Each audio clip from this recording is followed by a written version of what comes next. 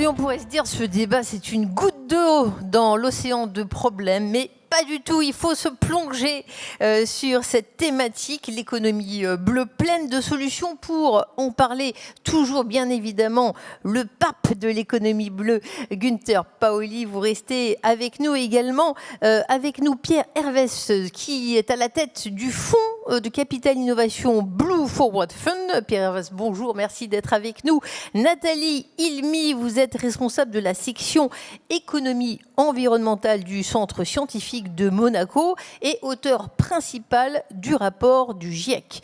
Guy Caron, vous venez de loin du Canada. Vous êtes le maire de Rimouski, cette ville bien connue, et à l'initiative du Novarium, l'accélérateur. On va en parler dans un instant. Vincent Doumézel, vous dirigez la coalition mondiale des algues. Alors, ça fait peur quand on le dit comme ça. On ne va pas être inondé d'algues tout de suite là sur ce plateau. C'est la coalition mondiale des algues à l'ONU et vous êtes auteur de cet ouvrage La révolution des algues. Alors, effectivement, l'économie bleue, c'est un levier inexploité. Vous, Pierre Hervès, vous en parlez, on peut en parler en biologie marine, mais on peut parler d'investissement en termes financiers. Je le disais, vous êtes à la tête d'un fonds de capital innovation, Blue Forward Fund. Pour vous, il faut cultiver les algues. Vous avez investi dans des sociétés lesquelles vous pouvez nous décrire un petit peu votre approche d'investissement? Alors, avant toute chose, je voudrais dire que l'économie bleue, en fait, j'ai participé à son développement en Europe, puisque depuis 2008, j'ai lancé Biomarine, qui a été le plus gros réseau de biotech marine au monde, et qui l'est toujours. Et on a participé avec mes amis canadiens, puisque je suis franco-canadien, à la mise en place de visions et de stratégies qui ont permis de dérisquer en fait l'investissement bleu. Quand on parle d'investissement dans le bleu, c'est très complexe. Parce que notamment au niveau des algues, et j'ai plein d'activités et de projets qu'on est en train de développer partout dans le monde, de l'Alaska jusqu'en Australie, au niveau des algues, il faut pouvoir dérisquer. Donc investir dans des projets d'algues, oui, on ne peut pas du jour au lendemain, en tant que fonds d'investissement, on a des objectifs à tenir, même si on a impact et critères neufs, pour ceux qui reconnaîtront un petit peu le langage technique, mais il faut qu'on dérisque ça. Donc il faut avoir une approche très rationnelle. Il faut avoir une bottom-up approach.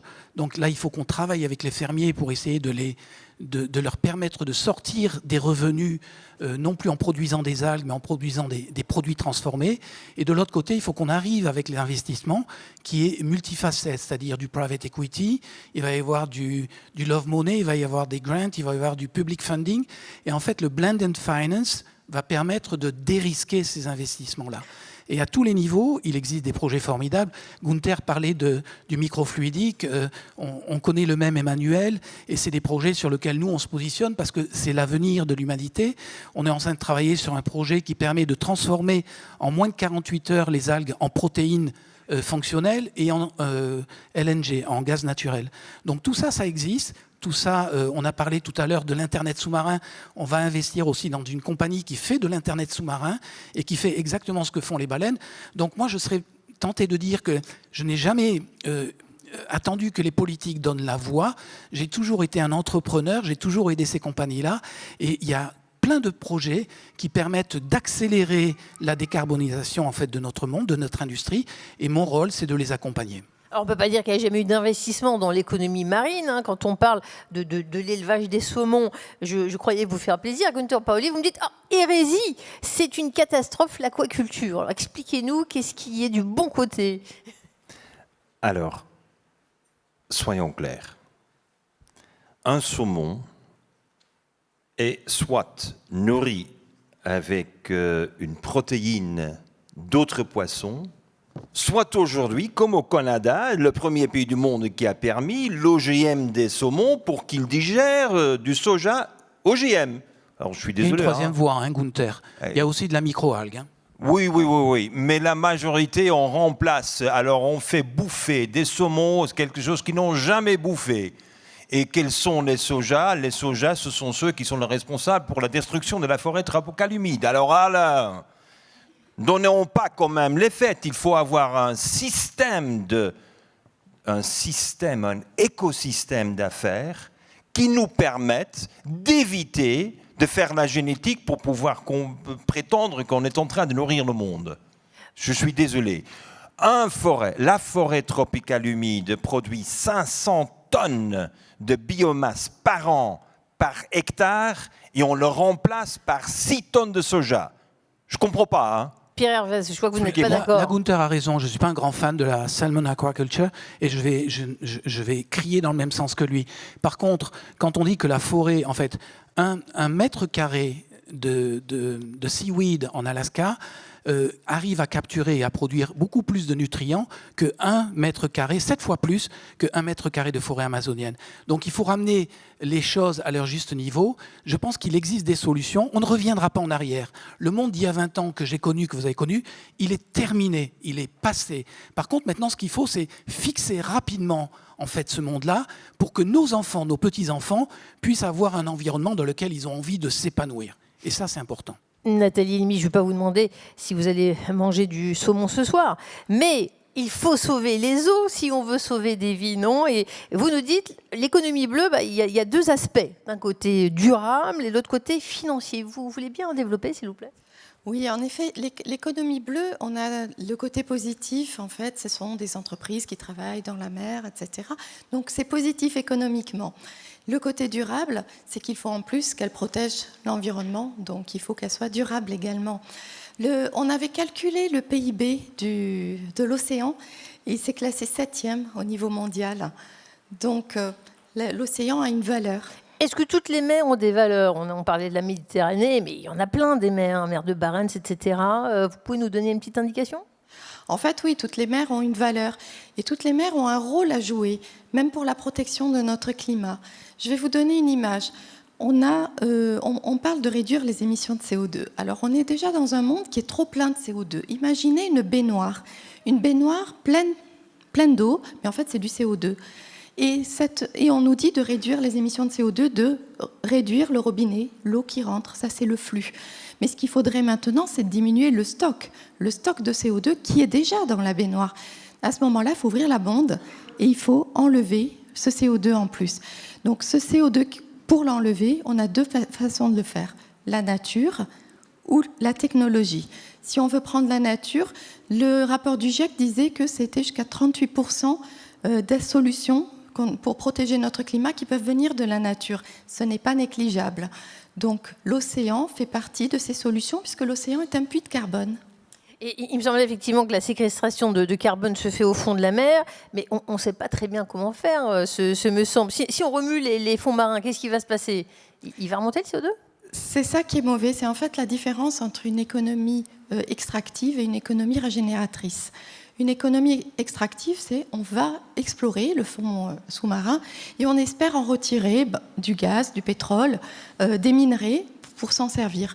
Une économie régénératrice, c'est non, on protège ce carbone bleu et on permet justement aux mangroves, aux marais salants, aux herbiers marins de se développer, de séquestrer le carbone et à ce moment-là, on protège notre climat.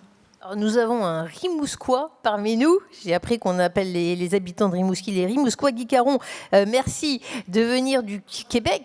Tout le monde connaît cette ville, Rimouski, située sur la rive sud de l'estuaire du Saint-Laurent. Et à écouter nos amis, on comprend quand même que les enjeux, les défis sont immenses. Mais vous êtes plein d'enthousiasme. Quand on a préparé ensemble, vous me dites une petite ville, elle peut jouer un rôle important pour exploiter cette économie bleue. Mais que faites-vous donc à Rimouski? Vous dites que Rimouski est bien connu, j'en suis fort aise. Elle a 50 000 habitants, donc c'est pas comparable à Montréal ou à Québec, bien sûr, mais sur le Saint-Laurent. C'était un centre de recherche pendant très, très longtemps. Depuis les années 30, nous avons des stations de recherche pour étudier le Saint-Laurent, commencer à étudier l'eau, l'écosystème en général, mais la recherche qui était produite pour Montréal et pour Québec. Alors, à partir des années 70, on a commencé à développer toute une infrastructure de recherche. Grâce au gouvernement du Québec, oui, mais on a pu développer une université, l'Institut national de recherche scientifique, océanographie. Au fur et à mesure, on a vraiment développé un côté institutionnel réellement intéressant, dont Montréal et Québec et leurs universités étaient jalouses. Et tout ça, ça a amené éventuellement à vouloir davantage. L'avantage de Rimouski, en fait, c'est que nous sommes une communauté de 50 000. Donc, on n'est pas une métropole, on n'a pas un caractère urbain extrêmement développé. Donc, nous avons un rapprochement avec la nature qui nous permet de comprendre l'importance que la relation entre la nature et l'humain peuvent avoir. Et la résultante de tout ça, c'est qu'on a commencé à voir, 5 ans après la publication du livre sur l'économie bleue en 1994, donc en 1999, Rimouski est allé un pas en avant et a créé la Technopole maritime du Québec, grâce encore une fois au gouvernement du Québec. Et la Technopole maritime avait comme objet de pouvoir rallier tout ce qui a été fait au niveau institutionnel et commencer à avoir les applications dans le domaine des affaires pour assurer un développement qui soit harmonieux. Donc, au niveau de la recherche, on avait commencé à développer, par exemple, on parle d'algues, effectivement de la recherche sur l'usage des algues en alimentation, en environnement, dans l'industrie en général. Et les applications pratiques ont commencé à être développées grâce à ce lien qui a été fait avec le secteur privé, des start-up, effectivement, qui se sont développées à Rimouski. Et tout ça, en fait, je ne pense pas que ça aurait été possible d'une manière aussi efficace à Montréal, avec la même perspective de cette relation entre l'humain et l'environnement dans une grande mégacité. Alors, je suis heureux de pouvoir partager cette expérience et nous allons encore de l'avant avec ça en allant davantage du côté de l'innovation avec, entre autres, le Novarium. Et on va en parler, j'ai l'impression. Oui, effectivement, parce que vous dites on n'est que 50 000 habitants, on fait plein de choses. Alors, je ne sais pas si ce sont tous des chercheurs. En tout cas, à Novarium, j'ai lu qu'il y a au moins 600 chercheurs qui gravitent dans les domaines liés à l'océanographie, les biotechnologies, l'ingénierie. Et Québec joue le jeu, vous le disiez. Alors, vous y croyez à ce potentiel de création de richesse, de l'économie bleue, de création d'emplois aussi ?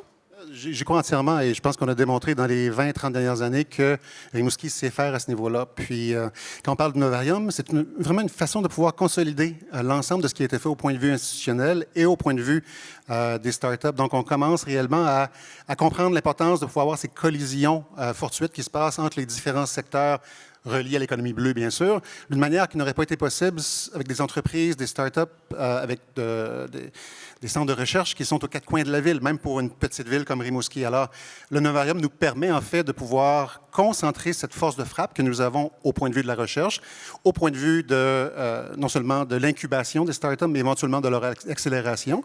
Et en fait, le gouvernement du Québec reconnaît l'importance parce qu'on est vraiment bien situé présentement et on s'attend après l'élection qui aura lieu cette semaine, en fait lundi, à ce que nous puissions être désignés comme zone d'innovation en économie bleue.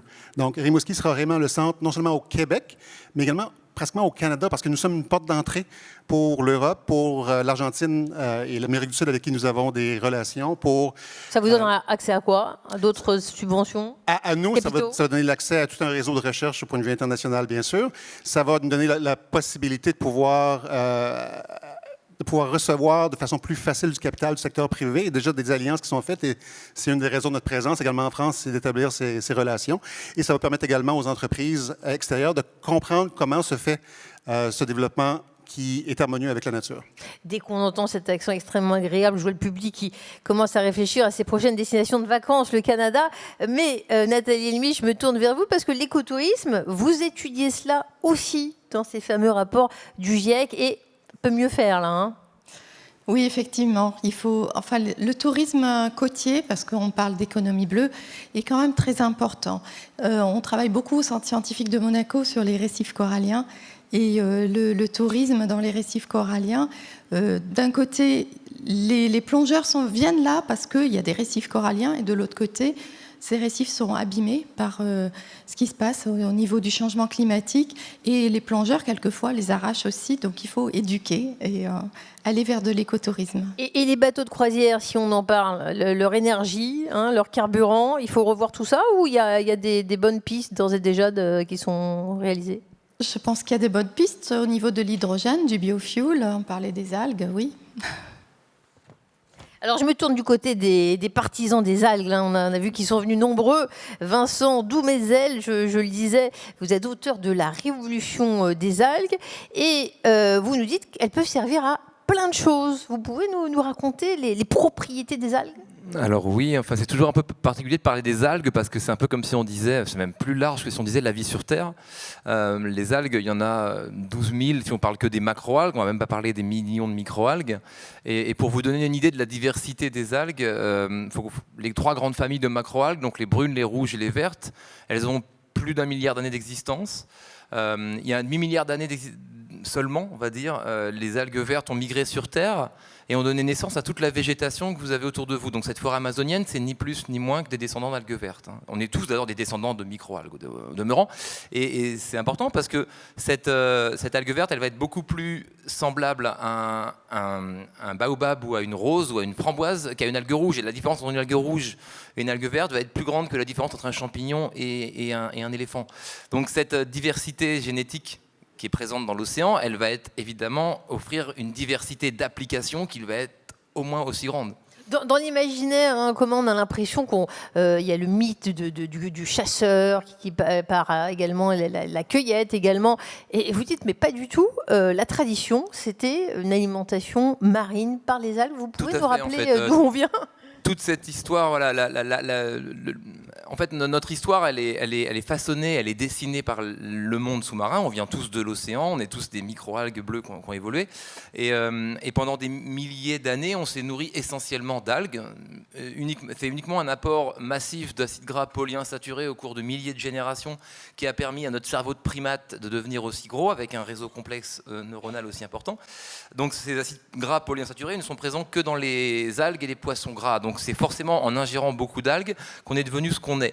Donc ça remet en effet un peu, ça rebat un peu les cartes pour l'image du chasseur-cueilleur qui est devenu sapiens parce qu'il était un brave chasseur-cueilleur, enfin chasseur de mammouths pendant que les femmes et les enfants restaient dans les caves. La réalité, elle est autre. Tout le monde était en famille, cultivait des algues et on a perdu cette relation avec les algues il y a 12 000 ans quand on a inventé l'agriculture. On a fait cette révolution verte il y a 12 000 ans où on est passé du mode de chasseur-cueilleur au mode d'agriculteur et d'éleveur dans l'océan. Et on n'a pas encore fait cette révolution avec l'océan. Donc on est encore dans l'âge de pierre avec les océans. Il faut qu'on devienne civilisé, qu'on apprenne à cultiver les océans pour après nourrir les poissons carnivores, comme le dit très bien Günther. On a commencé, là c'est comme si on avait commencé l'agriculture il y a 12 000 ans par élever des vaches sans savoir comment on cultive des céréales. Ça n'a pas de sens. Donc il faut y aller étape par étape et surtout bénéficier de tous ces potentiels des algues. Encore une fois, on n'a pas beaucoup de solutions naturelles aux grands problèmes que nous affrontons, la crise alimentaire et démographique, la crise écologique, de pollution, de perte de biodiversité, la crise climatique. Les algues offrent des solutions à toutes ces crises-là. Elles participent à des solutions, en tout cas, on les a complètement oubliées depuis 12 000 ans.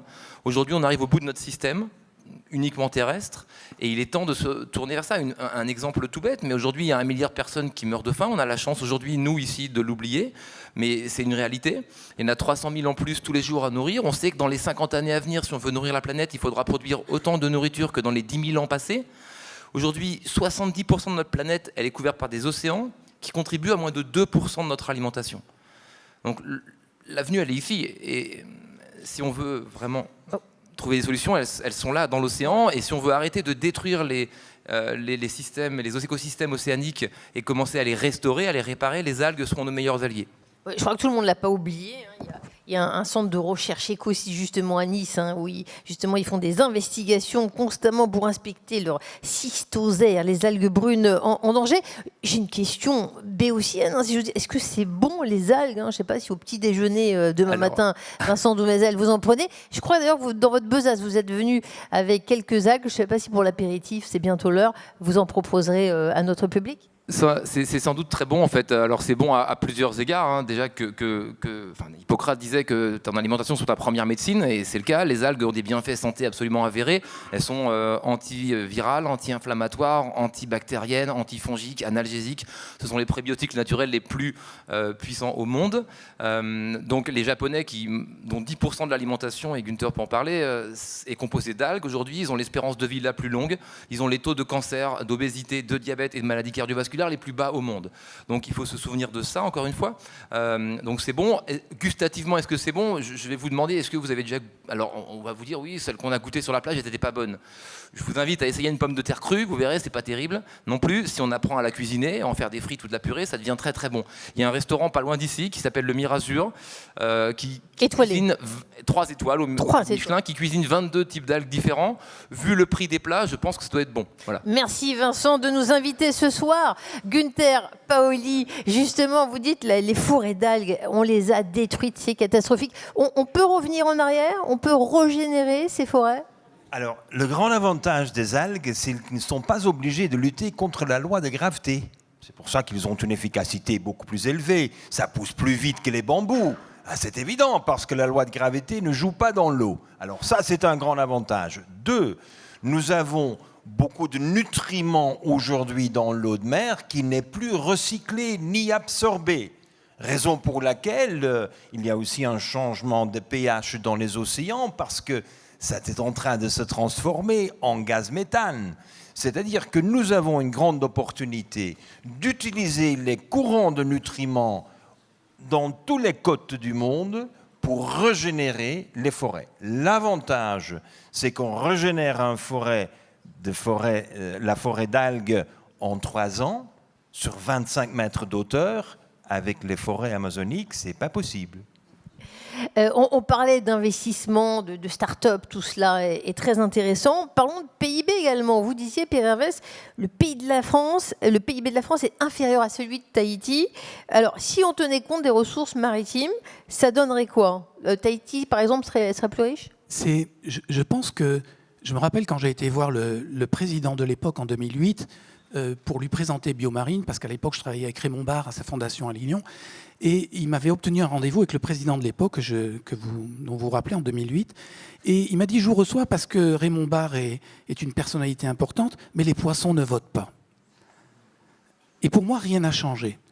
Et en fait, la France a un potentiel absolument unique avec ses territoires d'outre-mer, et je pense que si on avait arrêté notre politique coloniale vis-à-vis des territoires d'outre-mer et qui continue de s'appliquer tous les jours, au jour le jour, je pense la France serait le champion du monde de l'innovation bleue.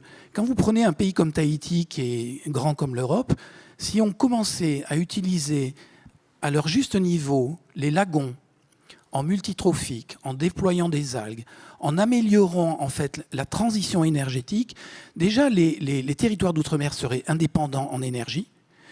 J'en prends pour exemple les 22 millions de tonnes de sargasses dont on ne fait rien.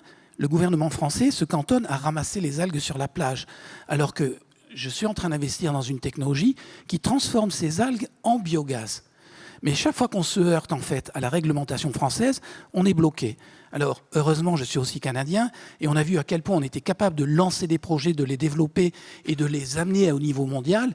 Et mon ami Martin, qui est quelque part dans la salle, est un de ces catalyseurs-là. Donc je pense que si on regarde le potentiel des îles par rapport au potentiel de la France métropolitaine, c'est du simple au décuple. Mais il faut la volonté politique de dire on attend de nos territoires d'outre-mer de mettre en avant ces technologies-là, et on est là pour les aider et pas pour les enfoncer à cause de subventions qui permettent de garder les gens tranquilles et d'éviter en fait le déploiement de velléités indépendantistes. Mais c'est la même chose partout dans le monde. Quand vous regardez les Caraïbes, le PIB des Caraïbes, si on tient compte du CLA, donc du LCA, Life Cycle Adjustment, à ce moment-là, on va pouvoir valoriser, alors on parlait des puits carbone, on parlait du carbone bleu, mais on pourrait valoriser ça de manière très intelligente. On parle du plastique, on parle des nanoplastiques, on parle des microplastiques. Le biopolymère d'algues est à un avenir incertain, parce qu'à l'heure actuelle, on ne sait pas valoriser ce qu'on appelle le Scope 3, Scope 4 Emission, qui permet de produire du bioplastique alternatif à des prix inférieurs au plastique carboné. Donc tout est une logique d'investissement, tout est une logique en fait d'appréhension du marché. Et quand on regarde en fait avec une vision un petit peu haute, un petit peu différente, on passe à côté en fait des réalités du terrain. Mais il y a un vrai potentiel. Nathalie Limy, vous êtes plongée dans la fin de ce cycle 6 du rapport du GIEC. C'est énorme et vous vous consacrez à ces sujets qui sont désormais essentiels pour tout le monde. Et dans ces études, vous dites que vous aussi, vous avez remarqué qu'il y a certains pays très pauvres qui pourraient devenir riches si on change de prisme.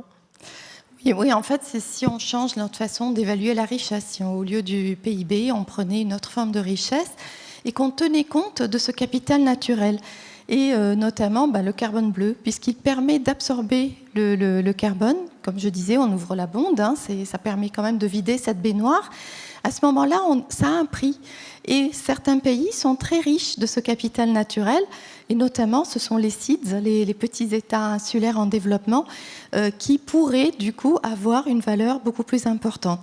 C'est ce qu'on appelle les Nature Debt Swaps, c'est-à-dire qu'on permet de rembourser notre dette grâce à la nature.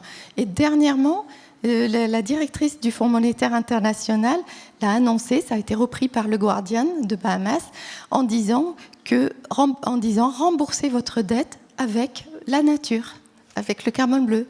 Alors on parle de quel pays? Fidji, vous pouvez nous citer? Je parlais de Bahamas. Et effectivement, l'océan est soumis à plusieurs pressions, une quadruple pression. Il y a celle de la pêche qui a conduit à une division par 10 de la quantité de poissons dans l'Atlantique Nord. Il y a la pollution, le réchauffement de l'eau et puis l'acidification de l'eau de mer. Donc, Nathalie Limy, face à ces défis, il y a encore du potentiel. Le GIEC, c'est un sacré lanceur d'alerte, mais côté solution, on peut encore agir ? Oui, évidemment. Le GIEC n'est pas seulement alarmiste, il offre aussi des solutions au monde. Et donc, s'il n'y avait pas de solution, on ne pourrait rien faire. Et je pense que justement, investir dans la nature, c'est une des solutions. Quel regard portez-vous sur ce qui se fait en Europe? Vous avez l'air très avancé près du Québec. Il y a une approche de la mer. On est quand même en France, la deuxième façade maritime au monde, je crois. Il y a des bonnes idées côté français? Oui, il y a des bonnes idées, définitivement. On a eu la chance de voir le pôle mer Bretagne-Atlantique. On vient d'une rencontre avec le pôle mer Marseille-Provence. La Méditerranée, pardon. Ce qui est vraiment intéressant, je pense, effectivement, qu'il y a des synergies comme celle-là. La grande différence, cependant, que j'ai vue, c'est que, j'ai parlé de Montréal, Québec, il n'y a pas nécessairement d'opposition. Évidemment, on s'est développé, puis c'est vraiment important de le faire parce que le développement durable, c'est pas uniquement l'environnement, c'est aussi la stabilité des communautés. Et on a besoin de le faire à Rimouski pour la nôtre. Maintenant, on ne travaille pas nécessairement directement avec Montréal, à part la question de la levée de capital, où c'est évidemment plus facile. Mais pour le reste, on travaille beaucoup entre nous. Je vous donne un exemple. À Rimouski, c'est l'économie bleue. Il y a vraiment tout un aspect, un pôle d'économie verte qui se développe à Trois-Rivières. Et donc, nous, on va commencer à travailler directement avec Trois-Rivières sans passer par des intermédiaires comme à Québec ou à Montréal pour voir quel genre de projet nous pouvons travailler ensemble parce qu'évidemment, les deux sont très, très liés. Ce que j'ai observé cependant ici, c'est que beaucoup se passe à travers Paris. Donc, on a besoin de passer via Paris, non seulement pour le capital, mais bien souvent pour les initiatives. Alors, s'il y avait une différence dans laquelle que j'ai noté dans mon passage en France, c'est vraiment celle-là. Il y a une plus grande centralisation ici. Je vous dirais que la décentralisation qu'on observe au Québec nous aide vraiment à progresser, je vous dirais, plus vite parce qu'elle entraîne moins d'obstacles. Vincent Doumézel, vous disiez que la France est particulièrement bien dotée là, quand on parle des algues. Et puis, pouvez-vous développer sur les propriétés? On a parlé beaucoup de gastronomie, mais il y a des propriétés anticancéreuses, anti-inflammatoires. Est-ce que dans le combat contre la pollution plastique, les algues sont un bon atout, une bonne arme? Les algues sont en effet une solution multifacette à bien des égards. Donc on a parlé de l'alimentation directe, mais on pourrait parler de l'alimentation indirecte, où les algues pourront nourrir les animaux avec des protéines beaucoup plus locales, qui vont améliorer le système immunitaire, réduire le besoin d'antibiotiques et réduire même les émissions de méthane.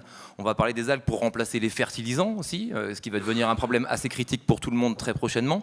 Et les algues sont des biostimulants naturels qui permettent aux plantes de résister mieux au sel, à l'excès de sel, à la chaleur, à la sécheresse et autres. Et elles enrichissent les sols.